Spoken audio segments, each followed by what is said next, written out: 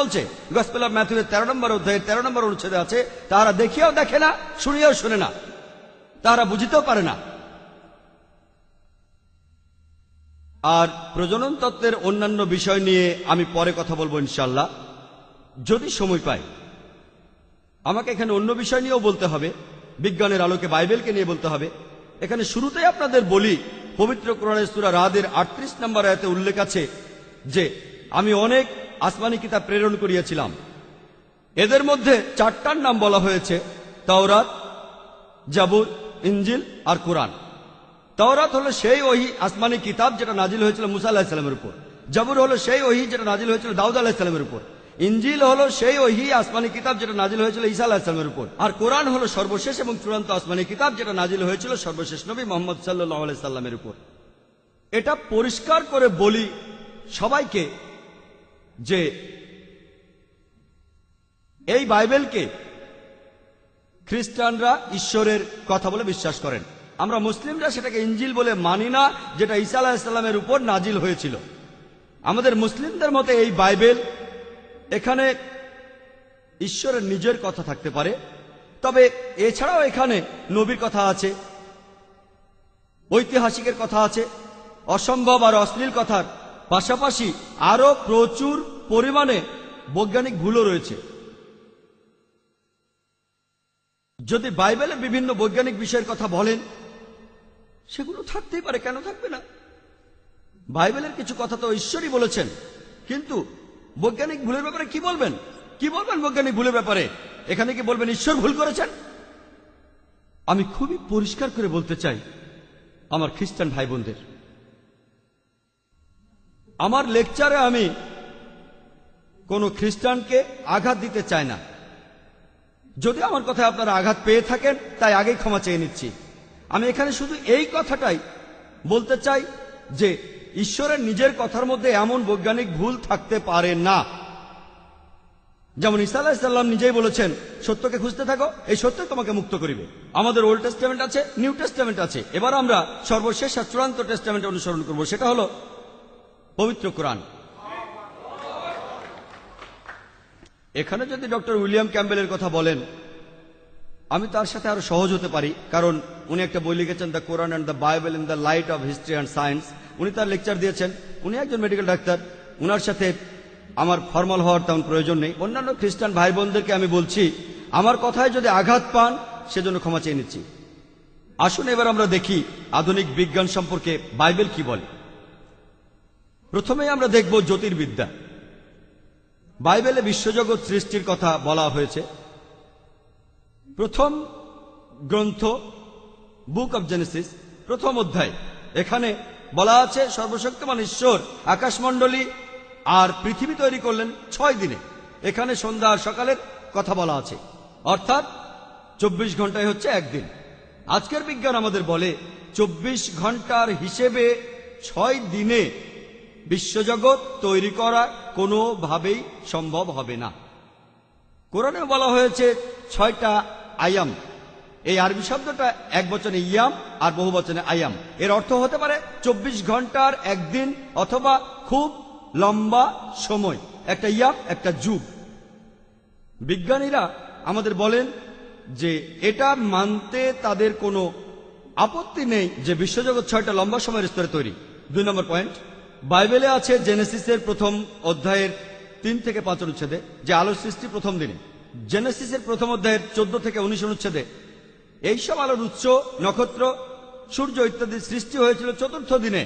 আলোর উৎস কিভাবে 4র্থ দিনে সৃষ্টি হয়, যেখানে আলো সৃষ্টি করা হয়েছিল প্রথম দিনে? এটা অবৈজ্ঞানিক। এরপরে বাইবেলে আছে প্রথম অধ্যায়ের 9 থেকে 13 অনুচ্ছেদে পৃথিবী সৃষ্টি হয়েছে 3য় দিনে। পৃথিবী না থাকলে দিন আর রাত পাবেন কোত্থেকে? পৃথিবী ঘোরে বলে দিন আর রাত হয়, পৃথিবী না থাকলে দিন আর রাত পাবেন কোত্থেকে? 4 নম্বর পয়েন্ট, জেনেসিস প্রথম অধ্যায় 9 থেকে 13 অনুচ্ছেদে আছে পৃথিবী সৃষ্টি হয়েছে 3য় দিনে। জেনেসিস প্রথম অধ্যায় 14 থেকে 19 অনুচ্ছেদে আছে সূর্য আর চাঁদ সৃষ্টি হয় 4র্থ দিনে। আজকের বিজ্ঞান আমাদের বলে যে পৃথিবী হলো সূর্যের একটা অংশ। পৃথিবী কোনোভাবেই সূর্যের আগে আসতে পারে না, এটা অবৈজ্ঞানিক। 5 নম্বর পয়েন্ট, বাইবেলের বুক অব জেনেসিসের প্রথম অধ্যায়ের 11 থেকে 13 অনুচ্ছেদে আছে যে শাকসবজি, লতাপাতা, ঝোপঝাড়, গাছপালা সৃষ্টি হয়েছে এগুলো তৃতীয় দিনে। আর সূর্য জেনেসিসের প্রথম অধ্যায়ের 14 থেকে 19 অনুচ্ছেদে আছে সূর্য চতুর্থ দিনে। সূর্যের আলো না থাকলে গাছপালা এলো কিভাবে? সূর্যের আলো ছাড়া বাঁচলো কিভাবে? 6 নম্বর পয়েন্ট যে বাইবেলে বলা হয়েছে জেনেসিসের প্রথম অধ্যায়ের 16 অনুচ্ছেদে আছে যে ঈশ্বর দুটো আলো সৃষ্টি করলেন। একটা বৃহৎ আলো অর্থাৎ সূর্য শাসন করবে দিনকে, আর একটা ক্ষুদ্র আলো অর্থাৎ চাঁদ শাসন করবে রাতকে। এর সঠিক অনুবাদ যদি আপনারা হিব্রু ভাষায় বাইবেল পড়েন, এটা হলো প্রদীপ। প্রদীপ যার নিজেরই আলো আছে। ব্যাপারটা আরো ভালোভাবে বুঝতে পারবেন যদি আপনারা দুটো অনুচ্ছেদই পড়েন। জেনেসিসের প্রথম অধ্যায়ের 16 আর 17 অনুচ্ছেদ।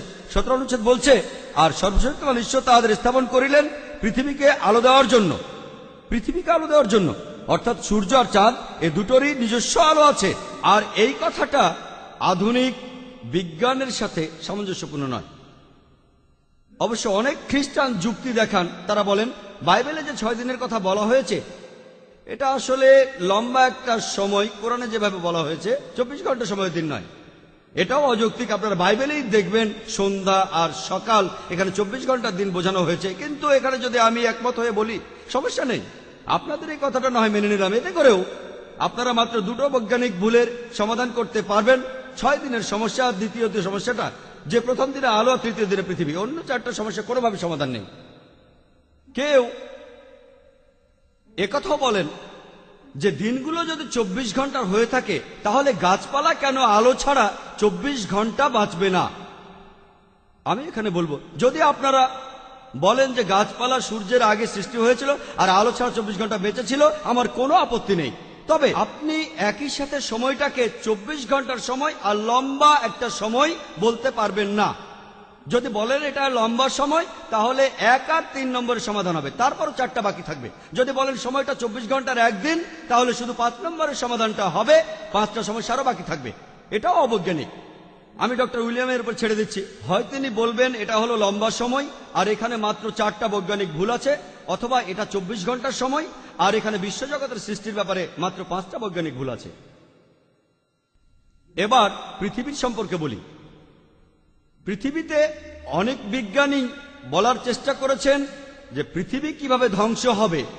অনুমান, এটা ঠিক হতে পারে আবার ভুলও হতে পারে। তবে হয় পৃথিবী একদিন ধ্বংস হবে, নয়তো চিরদিন টিকে থাকবে। দুটো ঘটনাই একসাথে ঘটতে পারে না। এটা অবৈজ্ঞানিক। কিন্তু ঠিক এই কথাটাই বাইবেলে বলা আছে। বাইবেলেই উল্লেখ আছে বুক অব হিব্রুর প্রথম অধ্যায়ের 10 থেকে 11 অনুচ্ছেদে।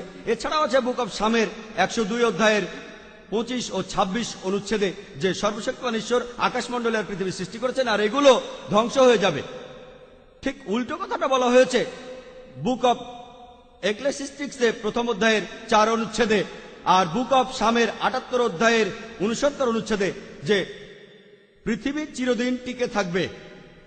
আমি ডক্টর উইলিয়াম ক্যাম্বেলের উপরে ছেড়ে দিলাম, তিনি বলবেন এই দুটো অনুচ্ছেদের কোনটা অবৈজ্ঞানিক, প্রথম অনুচ্ছেদগুলো না দ্বিতীয় অনুচ্ছেদগুলো। একটা এখানে অবশ্যই অবৈজ্ঞানিক। দুটো একসাথে হতে পারে না। পৃথিবী চিরদিন টিকে থেকে আবার ধ্বংস হতে পারে না, এটা অবৈজ্ঞানিক। এবারে আকাশমণ্ডলী সম্পর্কে বলি। বাইবেলে আছে যোবের 26 অধ্যায়ের 11 অনুচ্ছেদে যে আকাশমণ্ডলী স্তম্ভ কাঁপিয়ে উঠিবে। পবিত্র কোরআনে সূরা লুকমানের 10 নম্বর আয়াতে উল্লেখ আছে যে আকাশমণ্ডলী নির্মাণ হয়েছে স্তম্ভ ব্যতীত। আপনারা দেখেন না, দেখতে পান না যে আকাশের কোথাও কোনো স্তম্ভ নেই? বাইবেল বলছে আকাশের স্তম্ভ আছে। শুধুমাত্র আকাশমণ্ডলের স্তম্ভ আছে এটা নয়, বাইবেলে আছে স্যামুয়েলের প্রথম গ্রন্থে 2 অধ্যায়ের 8 অনুচ্ছেদে। এছাড়াও আছে বুক অব জবের 9 অধ্যায়ের 6 অনুচ্ছেদে আর বুক অব সামের 75 অধ্যায়ের 3 অনুচ্ছেদে যে এমনকি পৃথিবীরও স্তম্ভ আছে। আমরা এবার দেখব বিভিন্ন খাবার দাবারের ব্যাপারে বাইবেল কি বলে। বাইবেলে আছে বুক অব জেনেসিসে 1 নম্বর অধ্যায়ের 29 অনুচ্ছেদে যে ঈশ্বর তোমাদের দিয়েছেন বীজ সহ লতাপাতা আর ফল সহ গাছপালা, যে ফলের বীজ আছে, আর এগুলো তোমাদের খাদ্য। বাইবেলের নতুন সংস্করণ বলছে বীজ সহ ছোট গাছ আর ফল সহ বড় গাছ, যে ফলের বীজ আছে, এসবই তোমাদের জন্য, তোমাদের খাদ্য। আজকের দিনে আমরা প্রায় সবাই জানি যে পৃথিবীতে বেশ কিছু বিষাক্ত গাছ রয়েছে, যেমন ওয়াইল্ডবেরি, স্ট্রিকনিন, ধুতুরা। বিষাক্ত রস থাকে যেমন অ্যালকালয়েড, পলিএন্ডার, বাকাইপয়েড। এগুলো যদি আপনার শরীরে যায়, যদি খেয়ে ফেলেন, তাহলে আপনি মারাও যেতে পারেন। কিভাবে এই বিশ্ব জগৎ আর মানুষ জাতির সৃষ্টিকর্তা এটা জানলেন না যে যদি আপনি এগুলো খান তাহলে মারা যাবেন? আশা করি ডক্টর উইলিয়াম ক্যাম্বেল তার রোগীদের এই গাছগুলো খেতে বা ফল খেতে বলবেন না। বাইবেলে সত্যিকারের বিশ্বাসীকে চেনার জন্য একটা বৈজ্ঞানিক পরীক্ষার কথা বলা আছে। এটার উল্লেখ আছে গসপেল অফ মার্কে 16 নম্বর অধ্যায়ের 17 আর 18 অনুচ্ছেদে। বলা আছে যে সত্যিকারের বিশ্বাসীদের কিছু নিদর্শন থাকবে, আর সেগুলো হলো যীশুখ্রিস্টের নামে তারা শয়তানকে তাড়াবে, তারা কথা বলবে বিদেশি ভাষায়, নতুন ভাষায়, তারা হাত দিয়ে সাপ ধরবে, আর তারা বিষ পান করবে, তাদের কোনো ক্ষতি হবে না। তারা যদি অসুস্থ মানুষের মাথায় হাত রাখে তারা সুস্থ হয়ে যাবে। এটা একটা বৈজ্ঞানিক পরীক্ষা। আর বিজ্ঞানের ভাষায় বললে একজন সত্যিকারের খ্রিস্টান বিশ্বাসীকে চেনার কনফার্মিটি টেস্ট। বিগত 10 বছরে আমি কয়েক হাজার খ্রিস্টানের সাথে কথা বলেছি, মিশনারিদের সাথেও। আমি এ পর্যন্ত একজন খ্রিস্টানকেও দেখিনি যে বাইবেলের এই কনফার্মিটি টেস্টে পাশ করতে পারে। আমি এমন কোন খ্রিস্টানকে দেখিনি এই বিষ খেতে, আমি দেখিনি যে এই বিষ খাবে আর মারা যাবে। আর বিজ্ঞানের পরিভাষায় এই পরীক্ষাকে ফলসিফিকেশন টেস্ট বলা হয়। অর্থাৎ যদি কোনো ভুল লোক এই পরীক্ষা দেওয়ার চেষ্টা করে, বিষ খায়, সে মারা যাবে। আর একজন ভুল লোক পরীক্ষা করার সাহসী পাবে না। আপনি সত্যিকারের খ্রিস্টান বিশ্বাসী না হলে এই পরীক্ষা করার সাহসী পাবেন না, কারণ আপনি যদি টেস্টটা দেওয়ার চেষ্টা করেন আপনি পারবেন না। তাই যে সত্যিকারের খ্রিস্টান বিশ্বাসী নয় সে কখনোই পরীক্ষা দিতে পারবে না। ডক্টর ক্যাম্বেলের লেখা the Quran and the Bible in the light off history and science বইটা আমি ভালোভাবেই পড়েছি, আর ধরে নিচ্ছি যে তিনি সত্যিকারের একজন বিশ্বাসী খ্রিস্টান। আর আমি চাই যে উনি আমাদের সামনে এই ফলসিফিকেশন টেস্টটা দেন।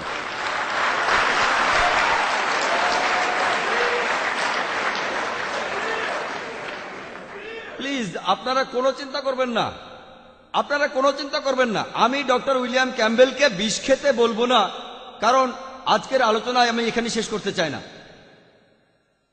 আমি যেটা বলবো, আমি শুধু ওনাকে বিদেশি ভাষায় কথা বলতে বলবো, নতুন ভাষায়।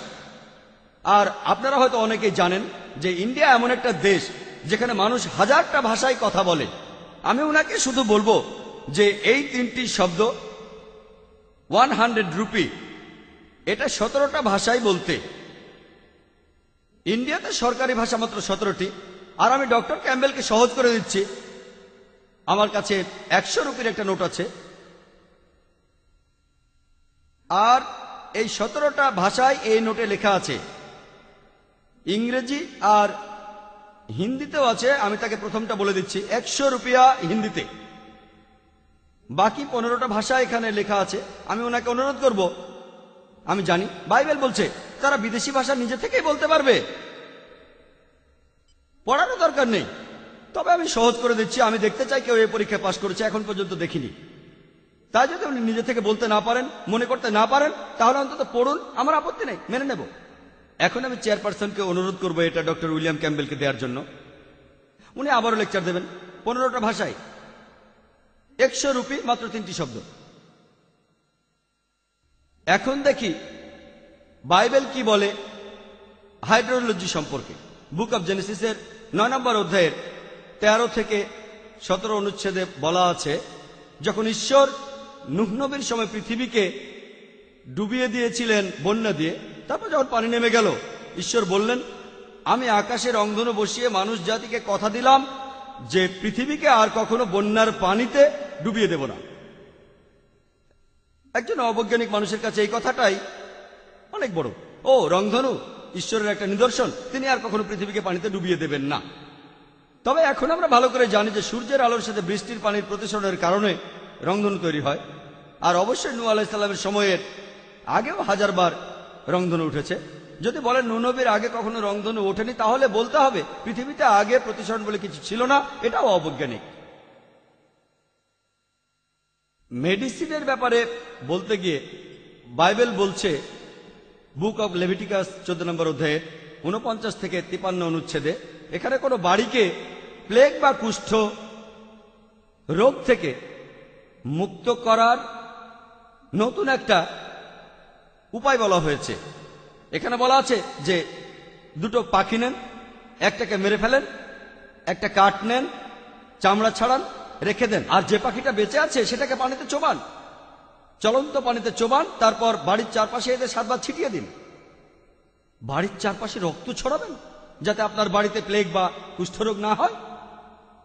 আমরা জানি রক্তের মাধ্যমে জীবাণু ছড়ায়, যেমন ব্যাকটেরিয়া আর টক্সিন। আশা করি ডক্টর ক্যাম্বেল বাইবেলের এই নিয়মে তার অপারেশন থিয়েটারকে রোগমুক্ত করবেন না। এটার উল্লেখ আছে বুক অব লেভিটিকাসের 12 নম্বর অধ্যায়ের 1 থেকে 5 অনুচ্ছেদে। আর আমরা মেডিকেলি জানি যে যখন একজন মা সন্তান প্রসব করেন, প্রসবের পরের অবস্থাটা একটু অস্বাস্থ্যকর। ধর্মীয়ভাবে যদি বলেন নোংরা, আমার কোনো আপত্তি নেই, কিন্তু লেভিটিকাসের 12 নম্বর অধ্যায়ের 1 থেকে 5 অনুচ্ছেদে বলছে যখন একজন মহিলা কোনো পুরুষ সন্তানের জন্ম দেয়, সে নোংরা থাকবে 7 দিন, আর এই নোংরা অবস্থার প্রভাব থাকবে আরো 33 দিন। আর যদি নারী সন্তান জন্ম দেয়, সে নোংরা থাকবে 2 সপ্তাহ, আর এই নোংরা অবস্থার প্রভাব থাকবে আরো 66 দিন। এক কথায়, যদি কোনো মহিলা পুরুষ সন্তান জন্ম দেয়, সে নোংরা অবস্থায় থাকবে 40 দিন, আর যদি সেই মহিলা নারী সন্তান জন্ম দেয়, সে নোংরা থাকবে 80 দিন। আমি ডক্টর উইলিয়াম ক্যাম্বেলকে বলবো এটার একটা বৈজ্ঞানিক ব্যাখ্যা দিতে, কিভাবে একজন মহিলা দ্বিগুণ সময় নোংরা অবস্থায় থাকে যদি সে নারী সন্তান জন্ম দেয়। এমনটা হওয়ার কারণ কি? বাইবেলে কোনো ব্যভিচারীকে চেনার খুব সুন্দর একটা পরীক্ষা আছে। কিভাবে বুঝবেন একজন মহিলা ব্যভিচার করেছে? এটা আছে বুক অব নাম্বারসের 5 নম্বর অধ্যায়ের 11 থেকে 31 অনুচ্ছেদে। আমি এখানে সংক্ষেপে বলছি। বলা হয়েছে যে যাজক একটা পাত্রে কিছু পবিত্র পানি নেবেন, মেঝে থেকে ধুলো নেবেন এবং সেটা পানিতে মেশাবেন, আর এটাই হলো তেতো পানি। এই পানিকে অভিশাপ দিয়ে ওই মহিলাকে দেবেন। যদি সেই মহিলা ব্যভিচার করে থাকে আর এই পানি খায়, তার শরীরে এই অভিশাপ চলে যাবে, তার পেট ফুলে যাবে, উরু পচে যাবে, আর তাকে সব মানুষ অভিশাপ দেবে। যদি সেই মহিলা ব্যভিচার না করে থাকে, তাহলে তার কিছুই হবে না, সে একেবারে পরিষ্কার থাকবে। একজন মহিলা ব্যভিচার করেছে কি করেনি সেটা জানার একটা ভালো সুন্দর উপায়।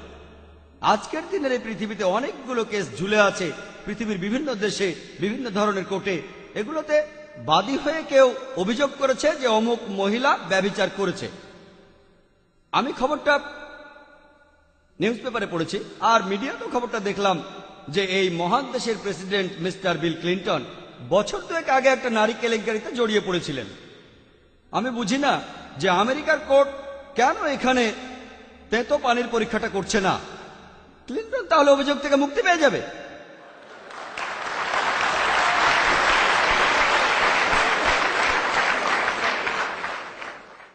কেন সেখানে কোনো খ্রিস্টান মিশনারি অথবা আমাদের শ্রদ্ধেয় ডক্টর উইলিয়াম ক্যাম্বেলের মতো কেউ একজন এই তেতো পানির পরীক্ষাটা করে মিস্টার প্রেসিডেন্ট ক্লিন্টনকে এই অভিযোগ থেকে মুক্তি দিচ্ছেন না? গণিত শাস্ত্র এমন একটা বিদ্যা যেটা বিজ্ঞানের একটা গুরুত্বপূর্ণ অংশ। গণিত দিয়ে বিভিন্ন সমস্যার সমাধান করা যায়। বাইবেলে হাজারটা বৈজ্ঞানিক ভুল আছে, তার শখানেক হলো গণিত নিয়ে। আমি এখানে মাত্র কয়েকটার কথা বলবো। এটা আছে বুক অব এজরা 2 অধ্যায়ের 1 অনুচ্ছেদে, আর নেহেমিয়ার 7 অধ্যায়ের 6 অনুচ্ছেদে। ঘটনাটা হলো, যেসব লোক ব্যাবিলনের নির্বাসন থেকে ফিরে এসেছিল, যখন ব্যাবিলনের রাজা নেবুসাদনেজার ইসরায়েলের লোকদের ছেড়ে দিল, তারা নির্বাসন থেকে ফিরে এলো, এই লোকগুলো তালিকা দেওয়া আছে। এই তালিকাটা দেওয়া আছে এজরার 2 নম্বর অধ্যায়ের 2 থেকে 63 অনুচ্ছেদ পর্যন্ত, আর নেহেমিয়ার 7 অধ্যায়ের 7 থেকে 65 অনুচ্ছেদ পর্যন্ত। এই তালিকাটাই নাম দেওয়া আছে, আর কতজন মুক্তি পেয়েছে সে সংখ্যাটাও আছে। এই 60টা অনুচ্ছেদের মধ্যে কম করে হলো 18 বার নামটা হুবহু আগের মতো আছে, কিন্তু ক্রমিক সংখ্যাটা আলাদা। এই 2 অধ্যায়ের 60টিরও কম অনুচ্ছেদে কম করে হলো 18টা সমস্যা রয়েছে।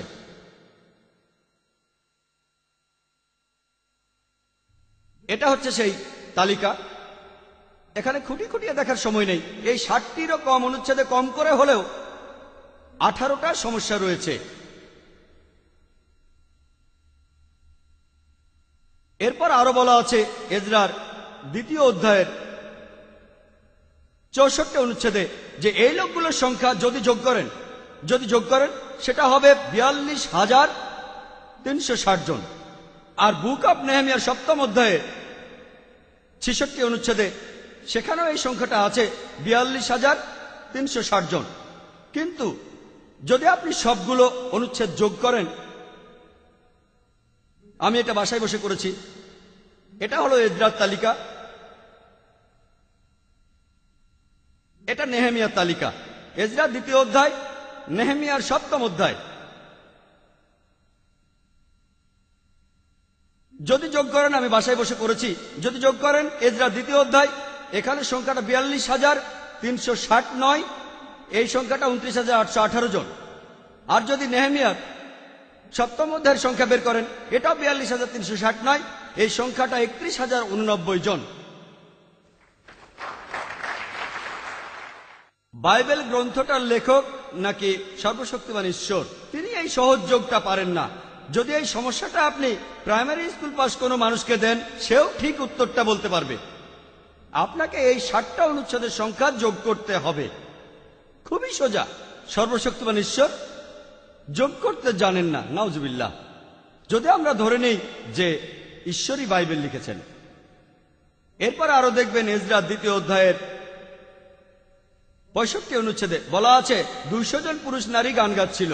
নেহেমিয়ার 7ম অধ্যায়ের 67 অনুচ্ছেদে 245 জন পুরুষ নারী গান গাচ্ছিল। এখানে কি 200 জন গান গাচ্ছিল নাকি 245 জন গান গাচ্ছিল? কথা একটাই, এটা একটা গাণিতিক ভুল। আরো আছে দ্য সেকেন্ড কিংসে 24 নম্বর অধ্যায়ের 8 অনুচ্ছেদে যে জোহাচিন 18 বছর বয়সে জেরুজালেম শাসন করা শুরু করেন, আর তিনি জেরুজালেমকে শাসন করেন 3 মাস। সেকেন্ড ক্রনিকলস 36 নম্বর অধ্যায় 9 নম্বর অনুচ্ছেদে বলছে যে জোহাচিন 8 বছর বয়সে জেরুজালেম শাসন শুরু করেন আর শাসন করেন 3 মাস 10 দিন। জোহাচিনের বয়স তখন কি 18 বছর ছিল নাকি 8 বছর ছিল? তিনি কি 3 মাস শাসন করেছিলেন নাকি 3 মাস 10 দিন শাসন করেছিলেন? এরপর আরো আছে দ্য ফার্স্ট কিংসে 7ম অধ্যায়ের 26 অনুচ্ছেদে যে সলোমন তার মন্দিরে তার গলিত সাগরে তিনি 2000 বার গোসল করেছিলেন। আর সেকেন্ড ক্রনিকলের 4th অধ্যায় 5ম অনুচ্ছেদে বলছে তিনি 3000 বার গোসল করেছিলেন।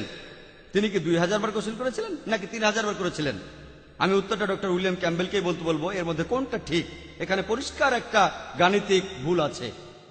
এছাড়াও এটার উল্লেখ আছে দ্য ফার্স্ট কিংসে 15 নম্বর অধ্যায় 33 অনুচ্ছেদে যে বাশা মারা গিয়েছিল আশা রাজ্যে তার রাজত্বের 26তম বছরে। আর সেকেন্ড ক্রনিকলের 16 নম্বর অধ্যায়ের 1 অনুচ্ছেদে আছে যে বাশা জুদা রাজ্য দখল করেছিল আশায় তার রাজত্বের 36তম বছরে। কিভাবে বাশা তার মৃত্যুর 10 বছর পরে আক্রমণ করে? এটা অবৈজ্ঞানিক। আমি ডক্টর ক্যাম্বেলের জন্য একটু সহজ করি যাতে করে উনি উত্তরগুলো দিতে পারেন। আমি পুরোটা এবার সংক্ষেপে বলছি।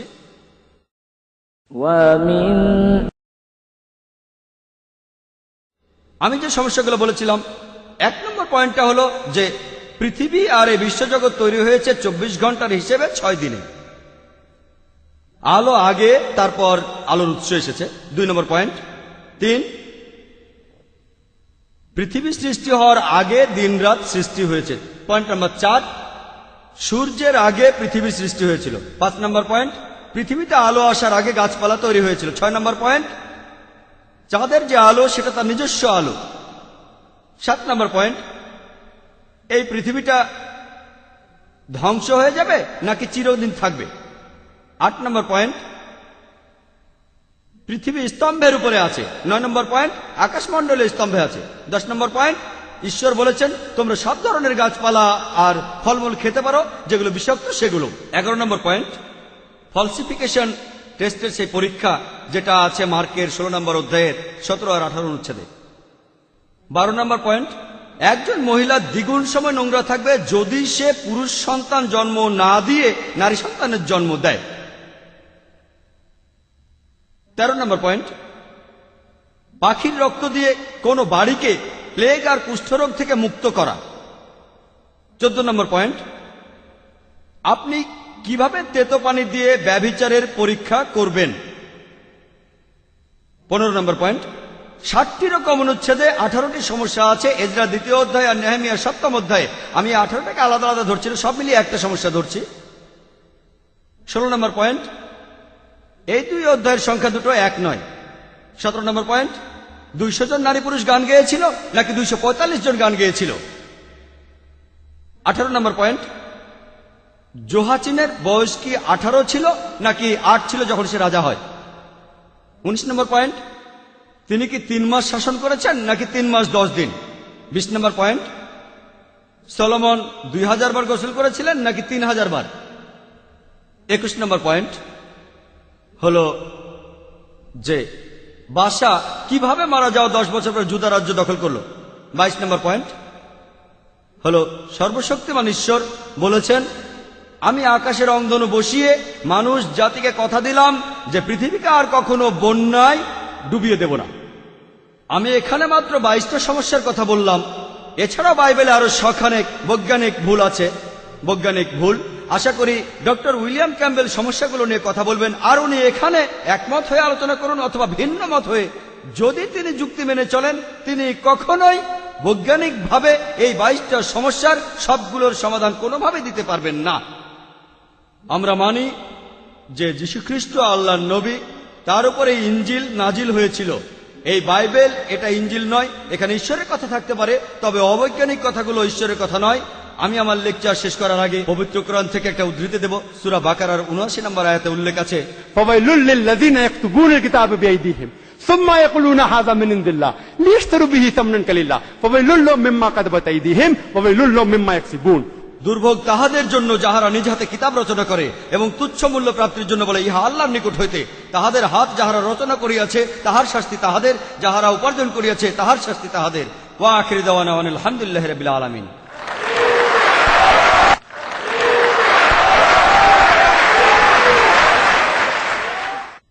এখন আমি আহ্বান জানাচ্ছি ডক্টর ক্যাম্বেলকে ডক্টর জাকির নায়েকের বক্তব্যের উপর আলোকপাত করতে।